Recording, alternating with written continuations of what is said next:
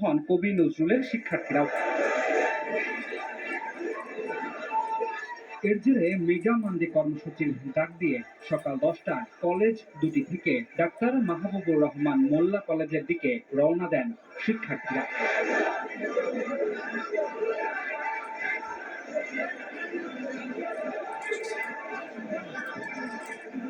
10:30টার দিকে কবি নজরুল কলেজ শিক্ষার্থীদের একাংশ নিজ ক্যাম্পাসের সামনে অবস্থান নিলেও আরেকটি অংশ সোহরাওয়ার্দী কলেজের সঙ্গে মিলে রওনা দেন যাত্রাবাড়ির উদ্দেশ্যে। বেলা 12টায় মোল্লা কলেজের সামনে আসতেই বাধে দুপক্ষের সংঘর্ষ, ভাঙচুরের শিকার হয় গণমাধ্যমের মোটরসাইকেল। তবে এক পর্যায়ে কবি নজরুল আর সোহরাওয়ার্দীর শিক্ষার্থীরা ঢুকে পড়েন মোল্লা কলেজের ক্যাম্পাসে। চলে ব্যাপক ভাঙচুর ও লুটপাট। যে যার ইচ্ছে মতো নিয়ে যায় সিপিইউ, মনিটর, ল্যাপটপ, বই, চেয়ার সহ নানা সরঞ্জাম। এখানে কিছু উৎসুক জনতা আগে থেকেই রেডি ছিল যে ওরা ভাঙচুর করবে, আমরা নিয়ে যাবো। জিতা ট্রফি ওরা নিয়ে গেছে, ওরা চুরি করছে। এক কথা বলতে গেলে আমাদের টিচারের গাড়ি ভেঙে ফেলছে, আমাদের ভোটের সার্টিফিকেট, আমাদের মার্কশিট সব নষ্ট করছে।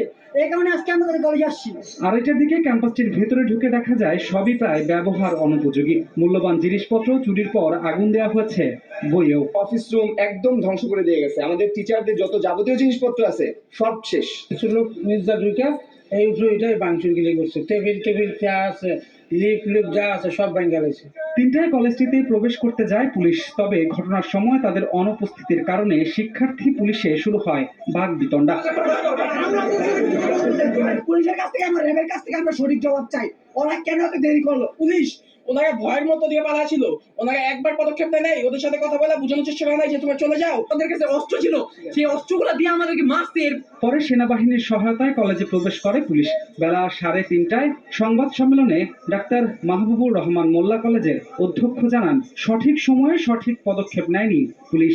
সকালে বারংবার ফোন দিছি, কিন্তু 2-3টা পুলিশের গাড়ি 10টার দিকে চলে আসছে। আর্মি বা র্যাব বা ওই ধরনের কোনো ছিল না এখানে। যদি তাৎক্ষণিক তখন থাকতো তাহলে হয়তো অনেকটা রোধ করা যেত। তবে তাৎক্ষণিক প্রতিক্রিয়ায় পুলিশের দাবি চেষ্টা করেও আটকানো যায়নি বিক্ষোভকারী শিক্ষার্থীদের। ছাত্র এবং অন্যান্য সাধারণ মানুষের বেশি যারা আসছে 15-20 হাজার। সুতরাং আমরা তাদের সেখানে ইন্টারসেপ্ট করার চেষ্টা করেছি, কিন্তু তারা আমাদের সেটাকে ওভারকাম করে তারা চলে আসছে। বিকেল 4:30টার দিকে যৌথ বাহিনীর প্রচেষ্টায় সরিয়ে দেওয়া হয় বিক্ষুব্ধ শিক্ষার্থীদের। স্বাভাবিক করা হয় ঢাকা সিলেট এক্সপ্রেসওয়েতে যান চলাচল। ধ্রুব ব্যানার্জি, সময় সংবাদ, ঢাকা।